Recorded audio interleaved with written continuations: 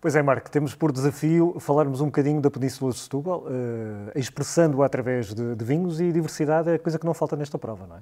Sim, nós realmente temos aqui vinhos de várias denominações, vinhos de várias categorias, e o que expressa bem, digamos, a diversidade da região da Península de Setúbal. Ou seja, apesar de ser uma região à partida que se poderia pensar muito homogénea, ela de homogénea não tem nada, porque conseguimos encontrar numa mesma região uma grande diversidade de solos, de altitudes. Temos uma parte na Serra da Rábida, uma parte de altitude junto ao mar, com solos argilocalcários que, portanto, conferem uma grande frescura, uma grande atlanticidade aos vinhos.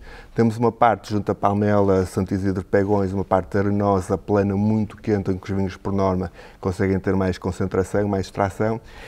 E temos até uma série de produtores que se vêm instalando paulatinamente nas zonas mais a sul do distrito de Setúbal, junto ao Atlântico, e que conseguem também transmitir uma certa salinidade, uma certa atleticidade, muita frescura a estes vinhos. É verdade, sugeria começarmos então a provar o primeiro vinho, mas é engraçado teres focado este último aspecto, porque essa nova, digamos assim, quase que sub-região dentro da região da Península de Setúbal está muito mais situada até geograficamente num certo Alentejo, e começa também ela a ter vinhos bastante interessantes. Lembro-me de repente de produtores como a Herdade de Sobelal, como a Herdade de Porto Carro, por exemplo, de facto vinhos também eles interessantes. Vamos começar esta prova, no entanto, por um nome dos mais tradicionais da região, a Bacalhoa, dispensa apresentações. Este é um branco da casta Chardonnay.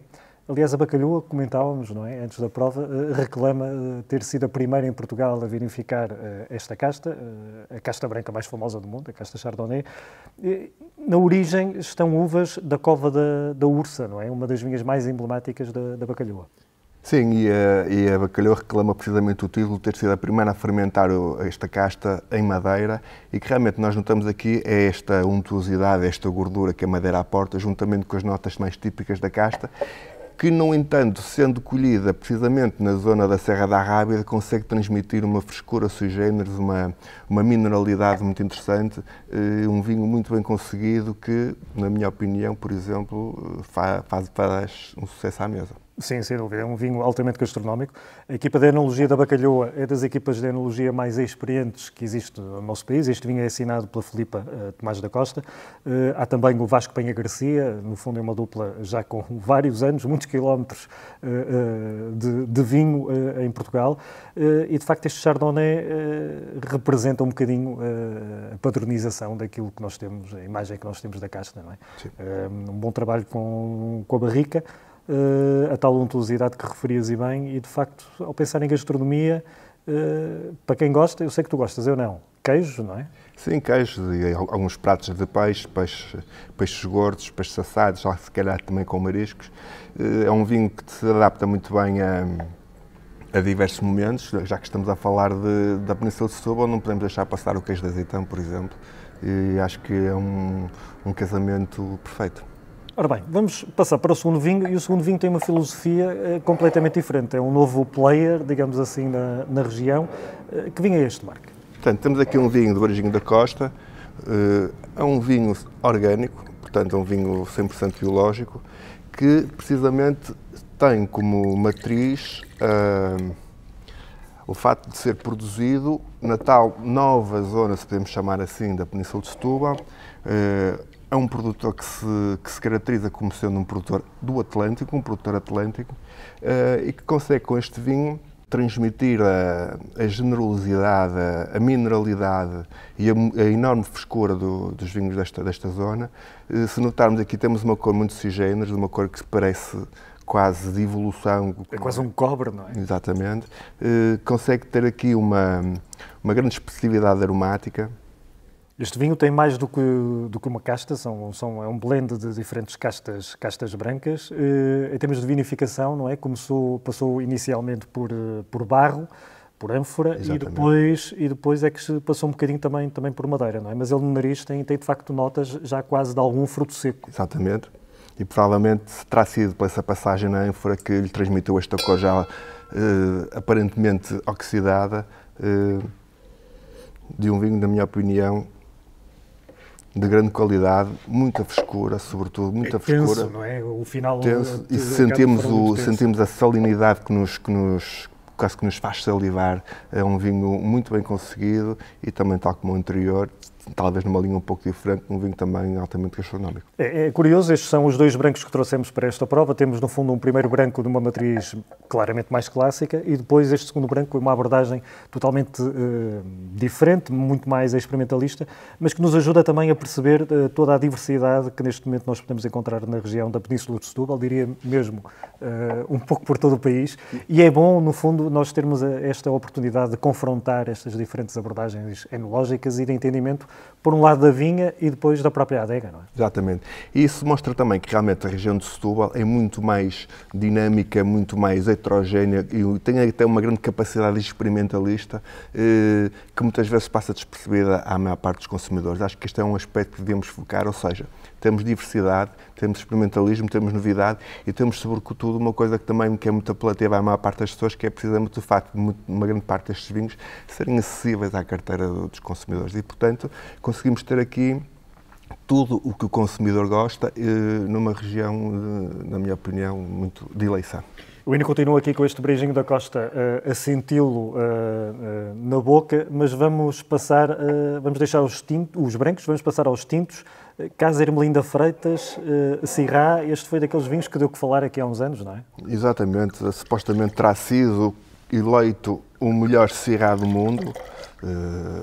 Eu acho que este atrevimento, digamos assim, foi é bem uma demonstração do caráter e da estratégia da Casa Ermelinda Freitas.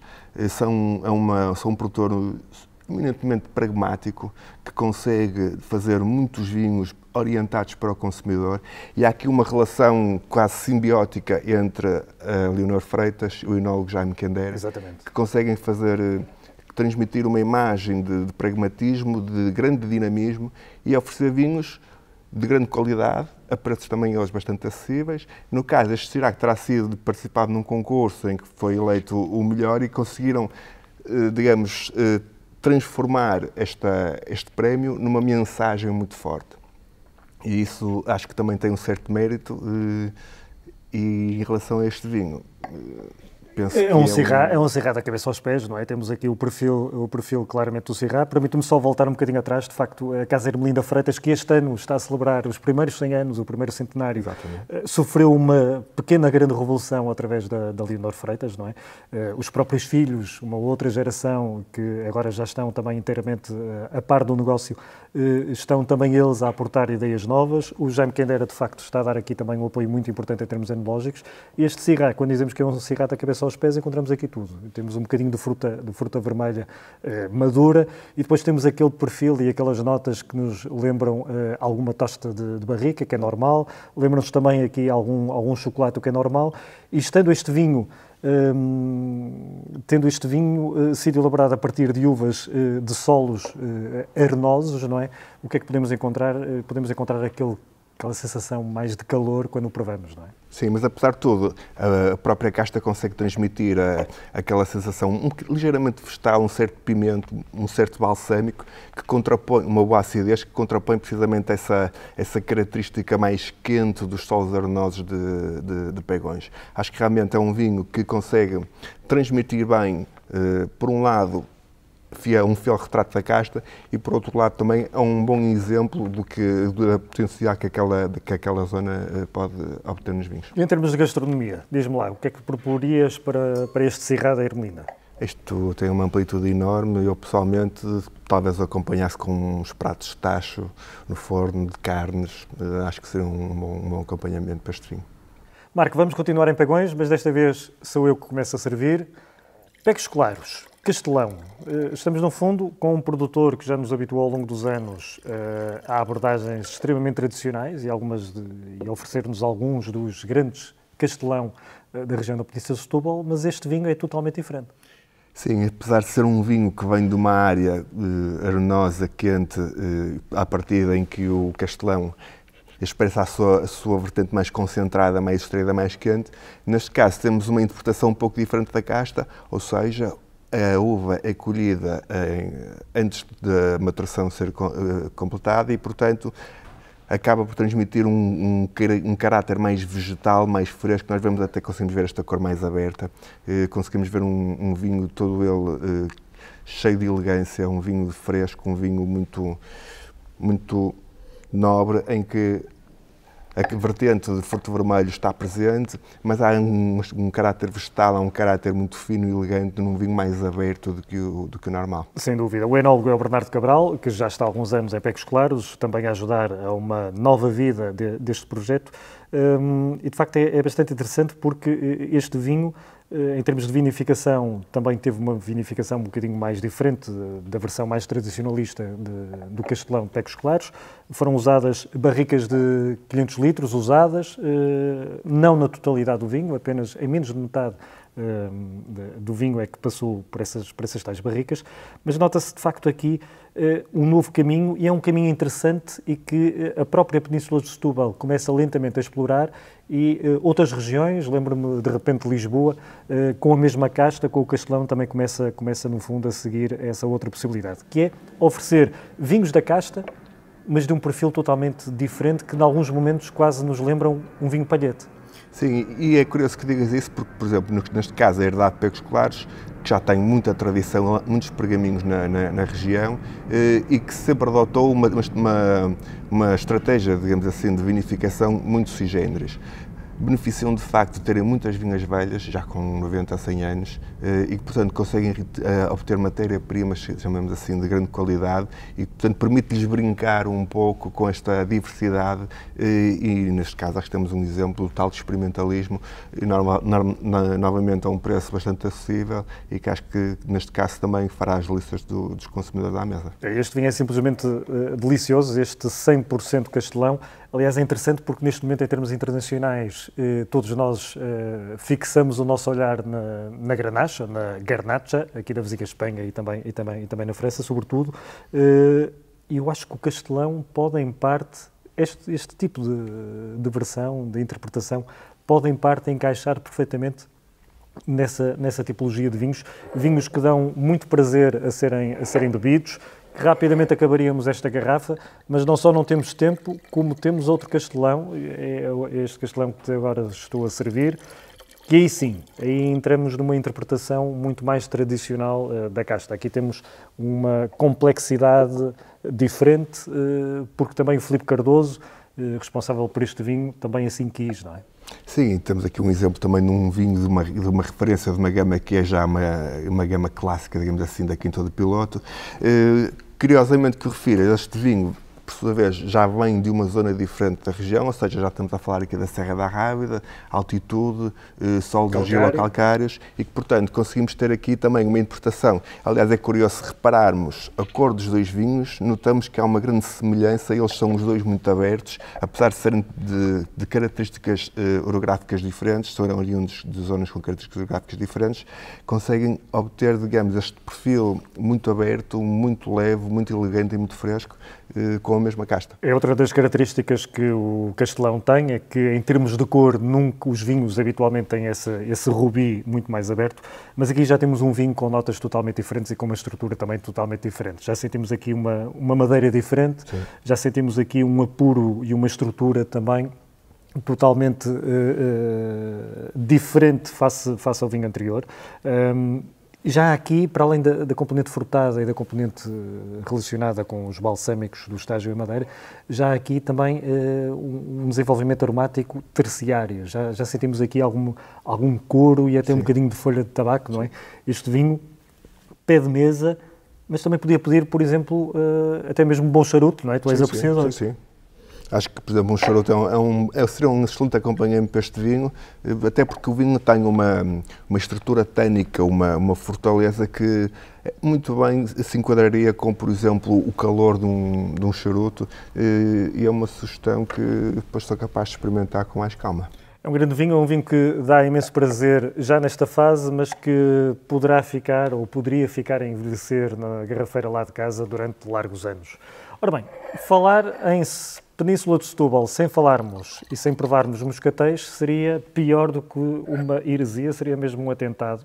Por isso, estes dois últimos vinhos são dois moscatéis, mas vamos começar aqui por um vinho diferente, um moscatel roxo, Marco, esta casta esteve em vias de extinção, não é? Esteve perigosamente em vias de extinção.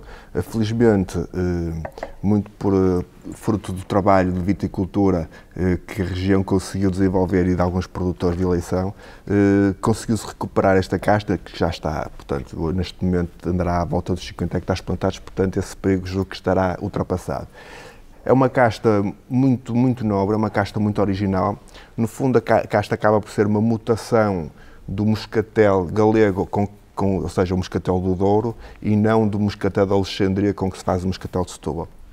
É uma casta que tem um pouco de pigmentação e que, portanto, pode ser considerada uma casta rosada, que não tinta, e que dá origem a vinhos, também, na minha opinião, excelentes. E este vinho em concreto é de uma das casas que melhor elabora moscatéis, a casa ou a família Horácio Simões. Notamos, de facto, aqui uma boa parte das características que podemos estar à espera de um moscatel, bastante frutado, mas depois notamos aqui alguma da graça que o moscatel roxo em particular confere no fundo aos vinhos.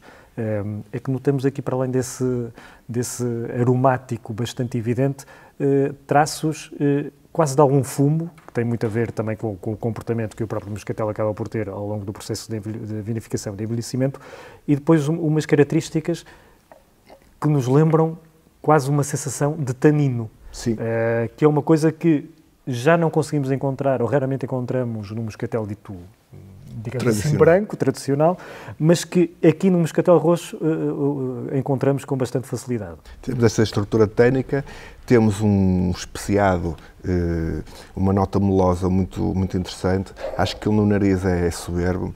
Aqui já também algum figo, por exemplo? Exatamente. Conseguimos encontrar aqui já alguma nota terciária de fruto seco, que acompanha muito bem a característica citrina do moscatel, ou seja, aliás, acho que deve haver poucas castas como o moscatel que sabem ao que cheiram e que, portanto, conseguem transmitir também esta característica de frescura intensa cítrica, acompanhada precisamente já com alguma nota terciária e uma estrutura bem desenvolvida. O que é que podemos fazer com um vinho como este em termos de gastronomia? Acho que um vinho como este tem inúmeras soluções e inúmeras opções, e quer para entrada, quer como sobremesa, quer para acompanhamento até de alguns pratos, ligeiramente refrescado. Acho que é um vinho que pode surpreender à mesa. E não nos podemos esquecer, obviamente, da famosa torta de azeitão, não é? Por falar em azeitão e por falar em moscatel, José Maria da Fonseca.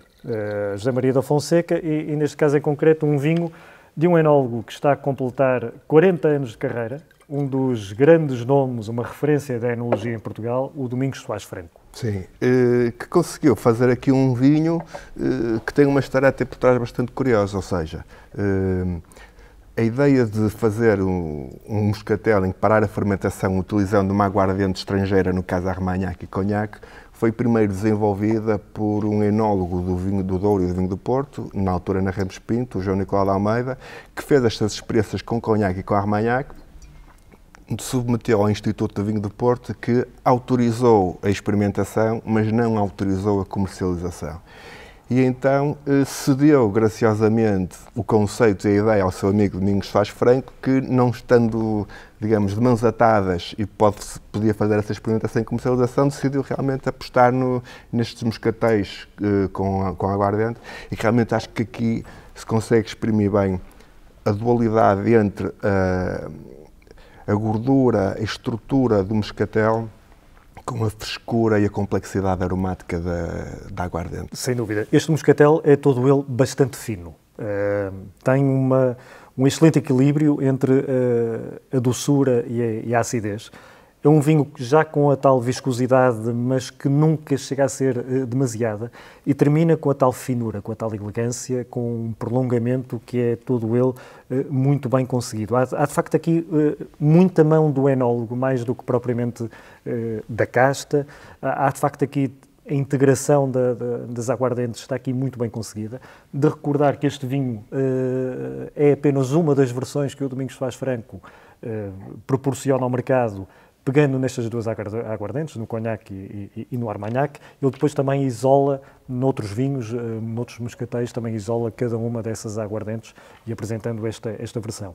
E, de facto, isto aqui é quase que a abertura de uma caixa de Pandora, não é? Porque nós, quando começamos a falar de vinhos fortificados, moscatéis da Península de Setúbal, temos pano para mangas e se começarmos a fazer um exercício, sobretudo, de viagem ao longo do tempo, podemos até encontrar vinhos mais do que centenários, totalmente concentrados, não é? E que acabam por nos oferecer uma experiência incrível. E nós muitas vezes falamos em vinhos fortificados, falamos obviamente no vinho do Porto, no vinho Madeira. Não nos podemos esquecer deste vinho moscatel da Península de Setúbal, que também existe no Planalto de Favaios, no Douro, e também não nos podemos esquecer, obviamente, depois do vinho Carcavelos em Lisboa. E, portanto, isso só mostra que realmente nós somos um país abençoado nesse aspecto, que conseguimos ter 4 tipos de vinhos fortificados de enorme qualidade, e este moscatel de Setúbal não fica nada atrás de nenhum dos outros, e que realmente temos aqui estes exemplares. Podemos fazer uma viagem imensa sem sair de Setúbal e sempre com a certeza que vamos ter grandes alegrias. Olha, num ato totalmente egoísta, Marco, e eu para este último vinho em concreto, eu não apostaria aqui em nenhum tipo de gastronomia, embora ele tivesse aqui pano para mangas, sobretudo em termos de sobremesas, porque eu acho que este vinho é absolutamente delicioso sozinho. A solo, indo conversando e indo provando, porque à medida que agitamos o vinho no copo, à medida que voltamos a provar 1, 2, 3, 4 vezes, ele oferece-nos sempre mais alguma coisa de diferente e de novo, tal como, dizias e bem, a própria região da Península de Setúbal, o brinde a Setúbal. Saúde.